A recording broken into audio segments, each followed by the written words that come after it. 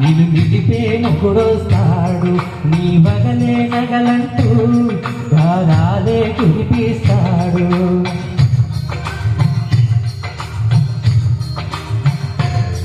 తన ఇంటికి కల తెచ్చే మహాలక్ష్మిగా పూజిస్తాడు.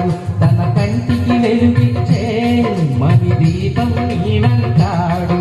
ఈ పుత్తడి బొమ్మ మెత్తని పాదం మోపిన ప్రతి చోట నిచ్చే పాలు నిద్దురలేసి ఎదురొచ్చేనంట. కలలో ఇలలో ఏ కన్నుకి ఇలాంటి పసిరాడనిపించే వరుణ్ణే వరముగని ఉంది.